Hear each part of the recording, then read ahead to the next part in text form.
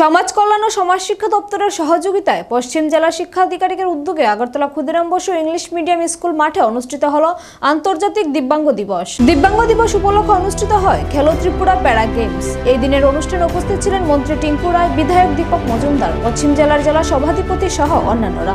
উপস্থিত মন্ত্রী টিঙ্কু রায় অনুষ্ঠানে বক্তৃতা রাখতে গিয়ে দিব্যাঙ্গদের তাৎপর্যপূর্ণ ভূমিকা তুলে ধরেন। তিনি বলেন, ত্রিপুরা সরকার এবং কেন্দ্র সরকার দিব্যাঙ্গ ছেলে মেয়েদের জন্য নিষ্ক্রিয়তার সঙ্গে কাজ করেছেন। রাজ্য সরকার এবং কেন্দ্র সরকার দিব্যাঙ্গদের জন্য বিশেষ পদক্ষেপ গ্রহণ করেছেন, যাতে করে দিব্যাঙ্গ ছেলে মেয়েরা স্বনির্ভরতার সঙ্গে আত্মনির্ভরশীল হয়ে বাঁচতে পারে। ত্রিপুরা রাজ্যে যে সকল দিব্যাঙ্গ ছেলে মেয়ে রয়েছে তাদেরকে বিভিন্ন ক্যাম্পিং এর মাধ্যমে এখন পর্যন্ত প্রায় 40,000 আইডি কার্ড প্রদান করা হয়েছে।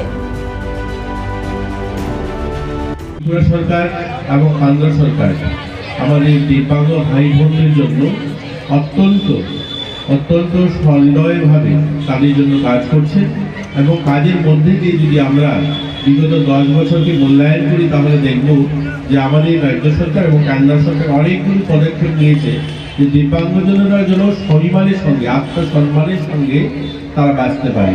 প্রধানমন্ত্রী বলেন আত্মনির্ভর কথার অর্থ এই যে মানুষ সম্মানের সঙ্গে বাঁচা, তারা যেন সম্মানের সঙ্গে সমাজে বাঁচতে পারে।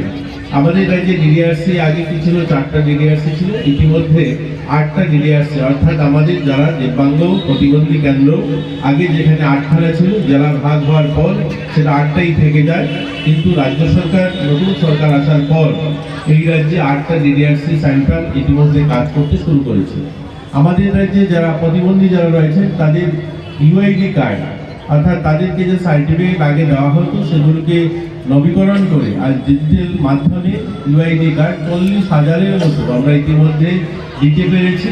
প্রতিটি সুশাসন ক্যাম্পের মধ্যে দিয়ে বা আমাদের প্রশাসন, মহকুমা প্রশাসন সময় ক্যাম্প করে, আমাদের অঙ্গনওয়াড়ি আশাকর্মী যারা রয়েছেন তারা ক্যাম্প করে ইতিমধ্যে আমরা 40,000-এরও বেশি আমরা ইউআইডি কার্ড ইতিমধ্যে আমরা দিয়েছি।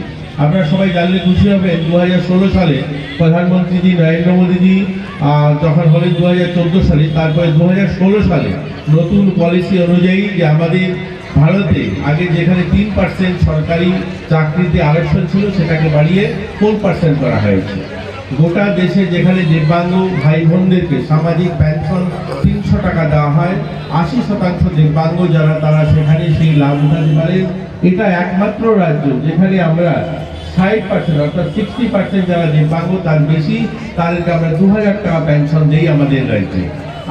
আমাদের রাজ্যে শুধু এটা নয়, আমরা দিব্যাঙ্গ কোনো বোনকে যদি কেউ বিবাহ করে যেখানে 5,000 টাকা ছিল সেটাকে বাড়িয়ে আমরা 50,000 টাকা করেছি। আপনারা শুনলে খুশি হবেন, অভয়নগরে যে মুখবধিদের জন্য যে স্কুলটা ছিল দীর্ঘ 20 বছর, সেই স্কুলটা ক্লাস 1-এই থেকে যায়।